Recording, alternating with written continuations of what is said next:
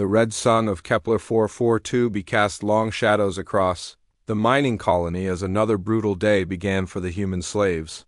Amy Rodriguez wiped the sweat from her forehead with the back of her dirty hand and looked up at the towering blue figure of Commander Vexstar. The Zephyrian stood 8 feet tall with 4 powerful arms and cold yellow eyes that seemed to enjoy watching the humans suffer. His voice boomed across the mining pit like thunder as he assigned the daily work groups. Amy had been on this hellish world for 3 years now, ever since the Zephyrians had raided her home planet and captured everyone they could find. She remembered being a bright engineering student with dreams of building better worlds for humanity. Now she was just another slave, forced to dig quantum crystals from the dangerous depths of an alien world. Her hands were covered in scars from the sharp crystal formations, and her body ached from the constant heavy labor. Standing beside her were her closest friends in this nightmare place. Lisa Johnson used to work in military communications before the Zephyrians took her. She was small but tough, with sharp eyes that missed nothing. Kate Brown had been a mechanic. Back on Earth, and even here she could fix almost anything with just scrap metal and determination. Rachel Martinez had been studying medicine when her world was attacked, and she did her best to help injured slaves with whatever supplies she could find. Sophie Turner was the youngest of their group, barely 22 when she was captured. She had been a computer programmer who dreamed of creating artificial intelligence systems. The 5 women had found each other during their first week in the mines and had stayed together ever since. They looked out for each other in a place where showing weakness meant death. The Zephyrians worked their slaves 18 hours a day with only small portions of gray nutritional paste to eat. Many humans had died from exhaustion, mining accidents, or breathing too much of the toxic air in the deeper tunnels. Commander Vexstar pointed one of his 4 arms at Amy's group and spoke in his harsh alien language. The translation device attached to his throat made his words understandable to the humans. "You 5 will work Tunnel 7 today. The sensors show strange readings from the deep sections. You will investigate and report what you find." Amy felt a chill run down her spine. Tunnel 7 was known to be one of the most dangerous areas in the mine. The air was thinner there, and the crystal formations were unstable. Several work groups had been lost in that section over the past months. The Zephyrians always sent human teams to investigate dangerous areas first, treating them as expendable scouts. Lisa stepped forward slightly, her voice steady despite the fear Amy knew she must be feeling. "Commander, we will need extra air supplies for the deep sections. The atmosphere readings show dangerous levels of toxic gases." Vexstar's yellow eyes narrowed with what might have been amusement. "You will use standard equipment. If the tunnel kills you, we will send another team. Human slaves are easily replaced." The women gathered their mining tools and headed toward Tunnel 7. Amy carried the energy drill that could cut through the hardest crystal formations. Lisa had the communications equipment that kept them in contact with the surface. Kate brought her collection of repair tools and spare parts. Rachel carried the medical supplies and emergency air canisters. Sophie handled the scanning equipment that helped them locate the valuable quantum crystals. As they walked deeper into the mine, the walls around them changed from rough stone to smooth metal. The air grew colder, and their headlamps cast strange shadows on surfaces that seemed to reflect light in impossible ways. Amy had never seen anything like it in 3 years of mining on this world. "This doesn't look like natural rock formation," Kate whispered, running her hand along the smooth metallic wall. "Someone built this tunnel?" Sophie checked her scanner and frowned. "The readings are all wrong. There's some kind of energy signature coming from deeper in the tunnel, but it's not quantum crystals. It's something else entirely." They continued forward, following the tunnel as it curved downward into the planet's depths. The metal walls were covered in intricate patterns that seemed to shift and move in the dim light of their mining lamps. Amy noticed that the patterns looked almost like writing, but in no language she had ever seen. After walking for what felt like hours, they emerged into a vast underground chamber. Their lights could barely reach the far walls, and the ceiling disappeared into darkness above them. In the center of the chamber stood something that made all 5 women stop and stare in amazement. It was a massive mechanical figure, easily 300 feet tall, standing perfectly still like a giant statue. The humanoid shape was covered in the same strange metal as the tunnel walls, with intricate patterns carved into every surface. Its head was turned slightly upward, as if looking toward the surface world far above. Even in the dim light, Amy could see that this was no primitive artifact. The construction was far more advanced than anything the Zephyrians had built. "What is this thing?" Rachel whispered, her voice echoing in the enormous chamber. Amy approached the giant figure carefully, her engineering training helping her identify what she was looking at. "It's some kind of machine. Look at those lines running along its arms and legs. Those are power conduits, and see those panels on its chest. Those look like control interfaces." Lisa was checking her communication equipment and discovered something strange. "My radio is picking up signals whenever I get close to certain parts of this thing. It's like it's trying to communicate." Kate walked around the base of the machine, examining its feet and lower legs. "The engineering is incredible. I've never seen construction like this. It's like it was built by someone who understood technology far beyond anything we have now." Sophie was studying the symbols carved into the machine's surface. "These patterns, they're not random. There's mathematical logic here. Some of these symbols look like advanced programming languages." Amy coordinated their investigation, using her engineering knowledge to piece together what they were seeing.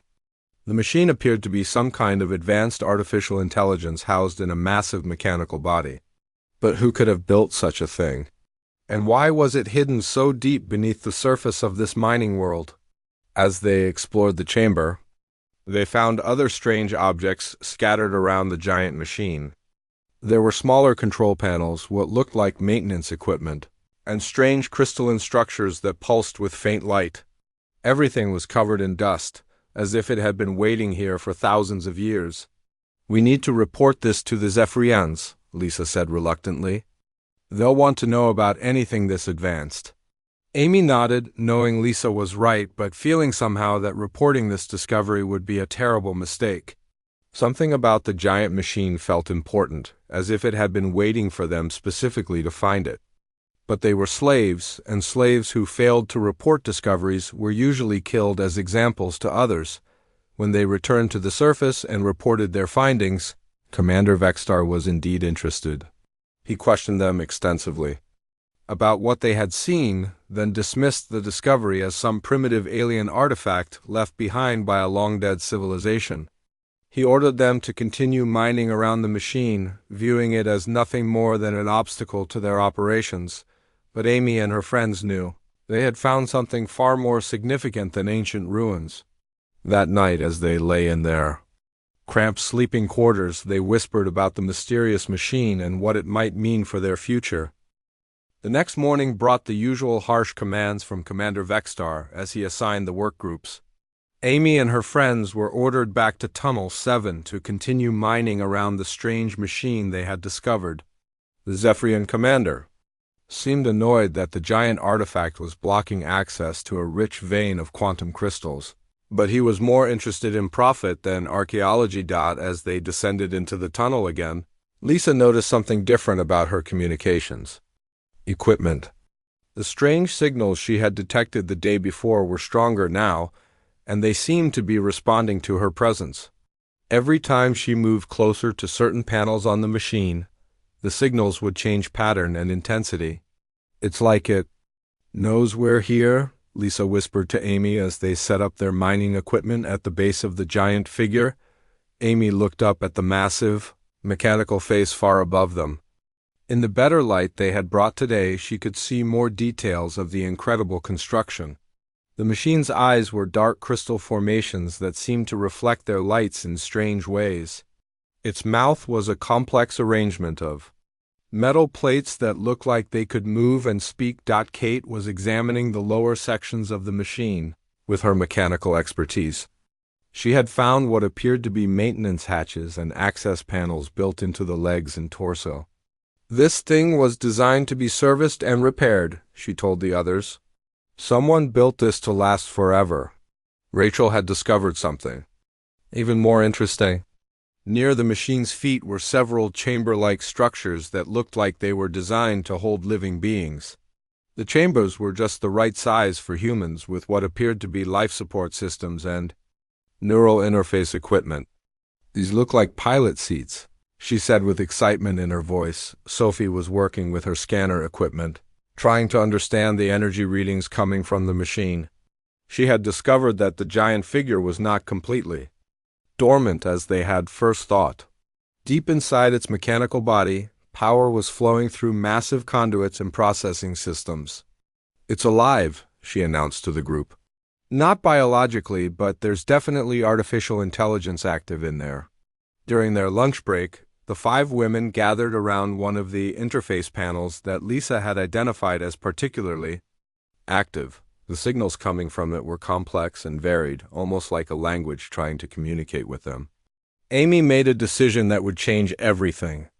"We need to try to make contact," she said firmly. "If this thing is intelligent, maybe it can help us." Lisa connected her communication equipment directly to the interface panel. At first, nothing happened except for static and random noise. Then slowly, patterns began to emerge from the chaos. The signals were organizing themselves into something that resembled human language structures. Suddenly, the panel lit up with symbols and patterns that hurt their eyes to look at directly. A voice emerged from Lisa's equipment, deep and powerful, but somehow familiar. It spoke in perfect English, though with an accent none of them recognized. "Finally," the voice said with what sounded like relief, "I have been waiting so long for humans to return." The 5 women stepped back in shock. Amy was the first to find her voice. "You can speak? You understand us?" "I am designated Titan 7, the machine replied. "I was created by your ancestors millions of years ago during humanity's first expansion into the stars. I have been waiting in dormancy for human descendants to return and reactivate me." Sophie's hands were shaking as she held her scanner. "Millions of years? But humans haven't been in space that long." "You're wrong, young programmer," Titan 7 said gently. "Humanity reached the stars long before your current civilization developed. We built a great empire across the galaxy with technology far beyond what you know today. But we were betrayed and destroyed by an alliance of alien races who feared human potential." Lisa leaned closer to the interface panel. "What happened to them, our ancestors?" "They were hunted down and eliminated by the same species that now enslaves you. The Zephyrians were part of the alliance that destroyed the first human empire. They have been systematically finding and enslaving human populations across the galaxy to prevent your species from rising again." Amy felt a chill run through her body. "So our enslavement wasn't random?" "No," Titan 7 confirmed. "The alien races know that humans pose the greatest threat to their dominance. Your species has a gift for innovation and adaptation that terrifies them. They have been deliberately targeting human worlds to keep you scattered and weak." Kate approached one of the maintenance panels she had found earlier. "If you're so advanced, why didn't you help us before now?" "I could only be activated by humans with the right genetic markers and psychological profiles. You 5 possess the combination of intelligence, courage, and determination needed to interface with my systems. I have been subtly influencing events to bring you to this moment." Rachel looked up at the massive head far above them. "Influencing events how?" "I affected the Zephyrian mining operations to ensure they would dig deep enough to find this chamber. I guided their sensors to show interesting readings in Tunnel 7. I have been preparing for this moment for 3 years, ever since you arrived on this world." Sophie was studying the symbols on her scanner with new understanding. "The patterns we saw yesterday, they're not just decorative. They're programming languages." "Correct," Titan 7 said with approval. "Everything you see here is both functional and communicative. Your ancestors designed us to be more than just weapons. We are repositories of human knowledge and culture, preserved against the day when humanity would need us again." Amy felt a surge of hope for the first time in years. "US, there are others like you?" "There are 12 Titan units scattered across the galaxy, all waiting to be awakened by human contact." Each of us was designed to be virtually unstoppable in combat, equipped with weapons and defenses far beyond anything the current alien civilizations possess. Lisa was checking her equipment readings. The energy signatures were detecting their weapons systems, among other things. I am essentially a mobile fortress capable of supporting thousands of humans in space combat. But I am also a manufacturing facility, a research laboratory, and a cultural preservation center. Your ancestors built us to be the foundation of humanity's return to galactic prominence. Kate was examining the pilot chambers Rachel had found. These interface seats, they're for us? Yes, each of you has been chosen for a specific role in my operation. Amy will serve as strategic coordinator. Lisa will handle communications and intelligence. Kate will manage mechanical and weapon systems. Rachel will oversee life support and medical systems. And Sophie will interface with my computational and hacking capabilities. The 5 women looked at each other with a mixture of excitement and terror. They were being offered the chance to become more than slaves, to fight back against their oppressors with weapons beyond their imagination. What would we have to do? Amy asked. You would undergo integration procedures that allow you to merge your consciousness with different aspects of my systems. It is not without risk, but it would give you power beyond anything the Zephyrians can imagine. Rachel stepped forward. And if we refuse?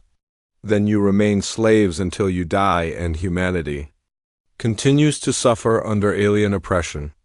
But I do not think you will refuse. I have been watching you for 3 years, and I know your hearts. You are the daughters of the stars, and it is time for you to claim your inheritance. Amy looked at her 4 friends and saw the same determination in their eyes that she felt in her own heart. They had nothing to lose and everything to gain.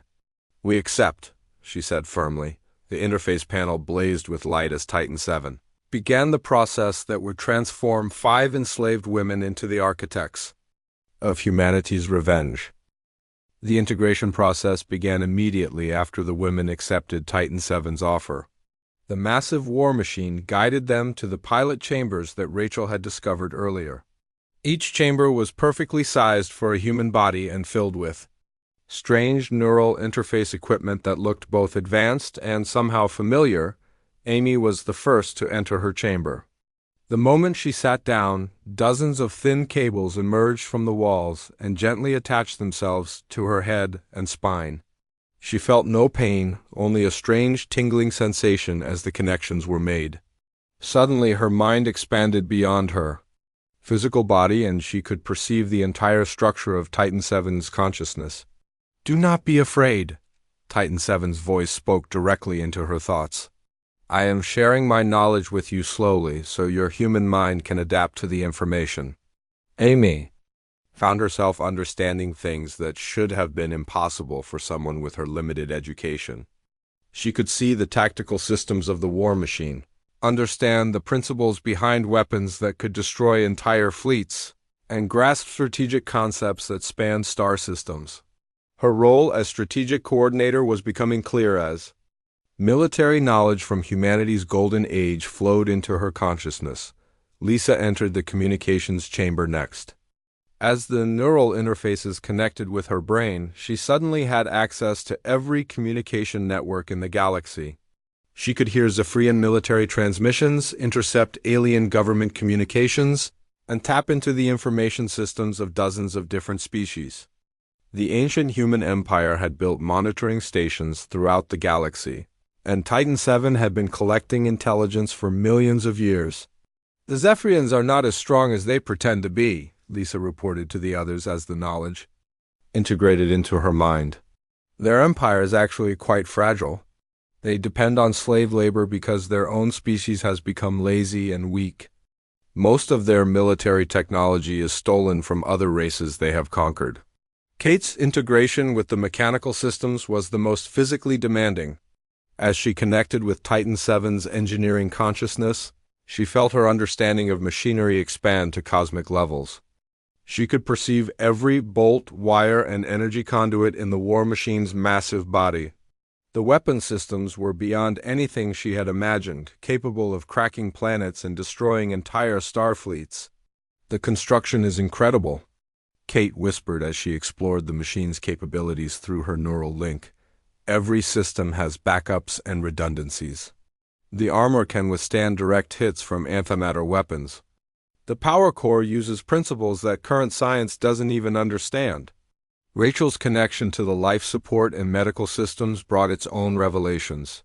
Titan 7 had been designed not just as a weapon but as a complete mobile civilization. The war machine could support thousands of humans in space for decades, with medical facilities that could heal injuries and diseases that would be fatal with current technology. The medical knowledge is amazing, Rachel said with excitement. I can see treatments for conditions that don't even exist yet. The ancient humans had solved problems with aging, genetic diseases, and even death itself in some cases. Sophie's integration with the computational systems was the most complex. As her consciousness merged with Titan 7's artificial intelligence, she gained access to processing power that dwarfed anything she had ever imagined. She could hack into any computer system in the galaxy, process vast amounts of data instantly, and even influence other artificial intelligences. The computational capacity is beyond measurement, Sophie reported. I can see the locations of all the other Titan units, the positions of every human slave colony in the galaxy, and the detailed military structure of every alien civilization. We have access to information that would take governments decades to collect. As the integration process continued, Titan 7 began training the 5 women in their new roles. Amy learned advanced combat tactics and strategic planning through direct neural download. Lisa mastered communication protocols and intelligence-gathering techniques used by the ancient human empire. Kate absorbed engineering knowledge that would allow her to maintain and improve the war machine systems. Rachel gained medical expertise that could save thousands of lives. Sophie developed programming skills that could control entire fleets of starships. The training sessions took place in a virtual reality environment created by Titan 7's consciousness. The women found themselves fighting simulated battles against alien fleets, learning to coordinate their abilities as a single unit. Amy would develop strategies, Lisa would gather intelligence on enemy movements, Kate would manage weapons and defenses, Rachel would monitor the health and safety of human crews, and Sophie would hack enemy systems and disrupt their communications. You are learning quickly, Titan 7 observed as they completed another training simulation. Your species has a remarkable capacity for adaptation. This is why the alien races fear you so much. During their rest periods, the women learned more about humanity's lost history. The ancient human empire had been a golden age of exploration and discovery. Humans had developed faster-than-light travel, artificial intelligence, and technologies. That seemed like magic to their current understanding. They had been peaceful explorers who offered friendship and trade to alien species. What went wrong? Amy asked during one of their conversations with Titan 7. Fear and jealousy, the war machine replied. Humans advanced too quickly for the other races to accept. Within a few thousand years, your ancestors had surpassed civilizations that had existed for millions of years. The alien races formed a secret alliance to destroy humanity before you could become too powerful to stop. The women learned that the attack on the human empire had been sudden and coordinated. Every human world was attacked simultaneously by overwhelming alien forces. The Titan units had been humanity's last desperate attempt to preserve their species and culture for future generations. We were too few to save the empire, Titan 7 explained. But we were designed to ensure that humanity would rise again. We have been waiting and preparing for this moment for millions of years. As their training progressed, the women began to understand the scope of what they were preparing for. They were not just planning to escape from slavery, but to restore humanity to its rightful place in the galaxy.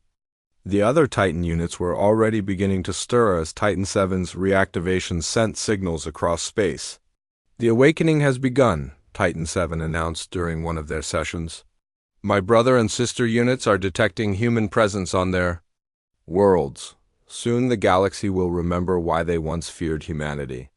Meanwhile, on the surface, Commander Vexstar was becoming suspicious of the increasing energy readings from Tunnel 7. The Zephyrian commander had noticed that the 5 human women were spending more time in the deep sections than their mining quotas required. He was beginning to suspect that they were hiding something important. "Prepare yourselves," Titan 7 warned the women. "The Zephyrians will soon discover what we are doing. When that happens, there will be no choice but to fight." Amy felt the weight of responsibility settling on her shoulders.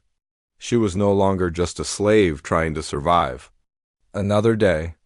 She was becoming the leader of humanity's return to the stars, and the fate of her entire species might depend on the decisions she made in the coming days. The 5 women continued their training, knowing that their peaceful preparation time was running out and that soon they would have to put their new abilities to the ultimate test. The confrontation Amy had been dreading came 3 days later when Commander Vexstar arrived at Tunnel 7 with a full squad of Zephyrian guards. The alien commander had grown suspicious of the strange energy readings coming from the deep sections, and the amount of time the 5 women were spending away from their assigned mining areas. Amy and her friends were in the middle of another training session when Lisa's enhanced communication abilities detected the approaching Zephyrian forces. Through her neural link with Titan 7, she could hear their radio transmissions and track their movements through the tunnel system. "They're coming," Lisa warned the others through their shared mental connection. "Vexstar has 20 guards with him, and they're carrying heavy weapons." Amy felt her heart racing as she activated the strategic planning systems that Titan 7 had taught her to use. In seconds, she could see multiple tactical scenarios playing out in her mind, each one showing the likely outcomes of different actions they might take. "We're not ready for a full confrontation yet," Amy decided through their mental link. "We need to buy more time." The 5 women quickly disconnected from their training chambers and returned to the main cavern where they had been pretending to mine around Titan 7's feet. They picked up their tools and tried to look like ordinary slaves performing their assigned duties. Commander Vexstar entered the chamber with his guards spread out in a defensive formation. His forearms held different weapons, and his yellow eyes scanned the massive war machine with obvious suspicion. The Zephyrian commander was cruel, but not stupid, and he had clearly realized that something unusual was happening in the deep tunnels. "You 5, Vexstar commanded in his harsh voice. "Explain these energy readings my sensors are detecting. What have you been doing down here besides mining?" Amy stepped forward, trying to keep her voice steady despite the fear she felt. "We have been mining as ordered, Commander. The energy readings must be coming from the old machine. Perhaps our drilling has activated some ancient power systems." Vexstar approached one of the interface panels that Lisa had been using to communicate with Titan 7. The panel was dark now, showing no signs of the activity that had been taking place there for days. But the Zephyrian commander's advanced sensors were detecting residual energy signatures that proved the equipment had been recently active. "These panels show signs of recent use," Vexstar said slowly. "The quantum resonance patterns indicate that someone has been interfacing with this device. You slaves have been hiding something from me." Kate tried to distract the commander by pointing to their mining equipment. "The energy readings could be from our drilling tools. We have been working very close to the machine's power conduits." But Vexstar was not convinced. He ordered his guards to conduct a detailed scan of the entire chamber while he examined the interface panels more closely. The Zephyrian technology was advanced enough to detect the neural interface connections that had been made between the women and Titan 7 systems. "There are biological neural patterns recorded in these interfaces," Vexstar announced with growing anger. "Someone has been directly connecting with this machine. The energy signature matches human brain patterns." Sophie felt panic rising in her chest as she realized their deception was failing. Through her connection with Titan 7, she could sense the war machine's artificial intelligence preparing for emergency activation. The ancient AI had been monitoring the situation and was ready to act if the women were threatened. "Tell me the truth," Vexstar demanded, pointing 2 of his weapons at Amy. "What is this machine, and what have you been doing with it?" Amy knew that lying would be useless now. The Zephyrian commander had enough evidence to prove they had been hiding something important. But she also knew that telling the truth would mean immediate death for all of them. "We discovered that the machine is some kind of ancient computer," Amy said carefully. "We were trying to understand what it was built for." Ancient computer? Vextar's eyes widened with understanding. This is not just a relic. This is advanced technology that could be valuable to the Empire. You slaves have been concealing strategic resources from your masters. The Zephyrian commander began issuing orders to his guards to establish a perimeter around the chamber and prepare to transport the war machine to the surface. He was clearly planning to claim Titan VII for the Zephyrian Empire and use its technology to strengthen their military forces. "This discovery will make me rich," Vextar said with satisfaction. "The Empire will reward me greatly for finding such advanced technology. As for you five, you will be executed as examples to other slaves who might think of hiding valuable discoveries." That was the moment when Amy realized they had no choice left. Vextar was going to kill them anyway, and he was planning to turn Titan VII over to the same alien empire that had enslaved humanity. The strategic systems in her mind showed her that this was the moment they had been preparing for. Now, Amy said through their mental link to her four friends, the five women simultaneously activated their neural connections with Titan VII systems. The war machine's consciousness flooded back into their minds as they prepared to fight for their lives and their freedom. The ancient AI had been waiting for this moment, and its massive form began to stir for the first time in millions of years. "Commander." Vextar realized too late what was happening. The interface panels around the chamber blazed with light as Titan VII's systems came online. The massive war machine's eyes lit up with brilliant blue fire as its artificial intelligence fully awakened from its long dormancy. "Impossible," Vextar whispered as he looked up at the towering mechanical figure. "It's activating." Titan VII's voice boomed through the chamber with the power of thunder as it spoke for the first time in eons. "I am Titan VII, guardian of humanity and instrument of justice. You have enslaved my people for the last time." The Zephyrian guards opened fire with their energy weapons, but the beams bounced harmlessly off Titan VII's advanced armor plating. The war machine had been designed to withstand weapons far more powerful than anything the current alien civilizations possessed. Titan VII raised one massive arm and energy weapons emerged from hidden compartments. The return fire was devastating, cutting through the Zephyrian forces like paper. In seconds, half of Vextar's guards were dead or dying on the chamber floor. "Fall back," Vextar screamed to his surviving troops. "Alert the fleet. We need heavy weapons and reinforcements immediately." But Sophie had already activated her hacking abilities through Titan VII's systems. She was jamming all Zephyrian communications in the area, preventing them from calling for help. The ancient human technology was far more advanced than anything the aliens had developed. As the battle raged in the chamber, Amy felt the strategic systems in her mind showing her the broader picture. This was not just a fight for their immediate survival, but the beginning of a galaxy-wide war that would determine the future of humanity through their neural links. The five women coordinated Titan VII's combat systems with perfect precision. The war machine that had waited millions of years for this moment was finally free to fulfill its purpose as humanity's protector and avenger. The battle in the chamber was over within minutes, but Amy knew this was only the beginning of a much larger war. Through her neural link with Titan VII, she could see Zephyrian reinforcements mobilizing across the planet. Commander Vextar had managed to escape the chamber and was already calling for military support from orbit. Titan VII's massive form began to move for the first time in millions of years. The ancient war machine's joints and actuators groaned as they awakened from their long sleep, but the engineering was perfect and every system responded exactly as designed. The giant mechanical figure rose to its full height and began moving toward the surface with earth-shaking steps. "The awakening signal has been transmitted," Titan VII announced to the five women through their shared mental connection.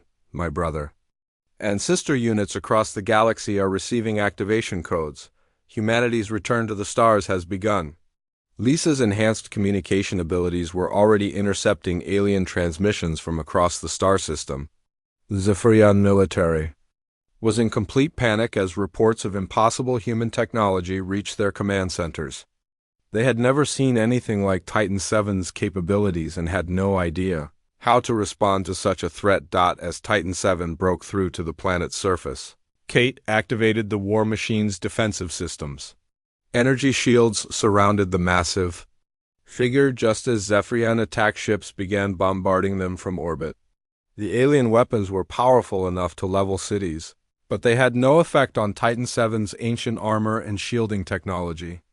"Their weapons are useless against us," Kate reported with amazement. "The defensive systems are absorbing their energy and converting it to power our own weapons." Sophie was using her hacking abilities to penetrate Zephyrian computer networks across the galaxy. What she found there filled her with both hope and rage. There were human slave colonies on dozens of worlds, with millions of people suffering under alien oppression. But there were also signs that other Titan units were beginning to activate. "Titan III is awakening on Proxima 7, Sophie announced. "Titan IX just came online in the Vega system. The humans there are already beginning to fight back." Rachel was monitoring the life support systems as thousands of human slaves from across the planet began fleeing toward Titan VII's position. The war machine had broadcast a message to every human on the world, calling them to gather for liberation. The medical facilities within Titan VII's massive body were preparing to treat injuries and provide care for the refugees. Amy coordinated the strategic response as more Zephyrian forces arrived to fight them. Her enhanced tactical abilities allowed her to see the entire battlefield from multiple perspectives simultaneously. The alien military was large but poorly organized, and their technology was centuries behind what Titan VII possessed. The first major battle took place in the planet's upper atmosphere as Zephyrian battle fleets arrived from other worlds. Titan VII launched itself into space using anti-gravity systems that the aliens did not understand. The war machine's weapon systems were revealed for the first time as energy beams lanced out across space, cutting through alien ships like they were made of paper. "Impossible," came the panicked transmissions from Zephyrian fleet commanders. "No single ship can have this much firepower. What kind of technology is this?" But Titan VII was not just a single ship. It was a mobile fortress and factory complex, capable of manufacturing its own fleet of smaller vessels. As the battle continued, the war machine began producing human starships using designs that had been perfected millions of years ago. Kate watched in amazement as the manufacturing systems. She was connected to build entire spacecraft in minutes. "The production capabilities are incredible. We can build a fleet faster than they can destroy it." The tide of battle turned quickly as more Titan units across the galaxy came online and began their own campaigns of liberation. Lisa's communication network allowed all the awakened war machines to coordinate their attacks, striking at Zephyrian strongholds simultaneously across dozens of star systems. "The aliens are calling for help from their allies," Lisa reported as she monitored enemy communications. "The Kethri Swarm and the Drakmor Republic are mobilizing their fleets." Amy felt the strategic implications of this development through her enhanced planning systems. The alien civilizations were finally realizing the scope of the threat they faced, but their response was coming too late. Humanity had already gained momentum that would be impossible to stop. The war spread across the galaxy as ancient human technology proved superior to everything the alien empires could deploy. The Titan units were not just weapons but mobile command centers that could support thousands of liberated humans in space. The war machines served as both battleships and colony ships, allowing humanity to reclaim worlds that had been lost for millions of years. Sophie's hacking abilities proved crucial as she infiltrated alien government networks and learned their military secrets. "Their technology is mostly stolen from other races they conquered," she reported. "They have no real understanding of how their own weapons work." Rachel coordinated the medical treatment of liberated human populations across multiple worlds. The advanced medical technology built into the Titan units could heal injuries and diseases that would have been fatal with current medicine. Humans who had been slaves for generations were being restored to health and strength. As the months passed, the alien coalition that had once seemed invincible began to crumble. The Zephyrian Empire collapsed as their slave labor force rebelled, and their military technology proved inadequate against ancient human war machines. The other alien civilizations found themselves facing enemies they could not understand or defeat. The climax came when the alien coalition launched a desperate final assault on the human stronghold that had formed around the awakened Titan units. The battle involved thousands of ships and multiple star systems, but the outcome was never really in doubt. Human technology and determination proved superior to alien numbers and desperation. Amy stood on Titan VII's command deck as the last alien. Resistance collapsed around them. The 5 women who had once been powerless slaves were now the leaders of a reborn human civilization that spanned the galaxy. Through their neural connections with the ancient war machine, they had access to knowledge and technology that made them among the most powerful beings in the universe. "What happens now?" Rachel asked as they watched alien fleets surrendering across the galaxy. "Now we rebuild," Amy replied with satisfaction. "The alien empires that enslaved us will make reparations for their crimes. The human colonies they scattered will be reunited, and we will ensure that never again will humanity be caught unprepared for alien aggression." The 5 women looked out at the stars that had once seemed so hostile and distant.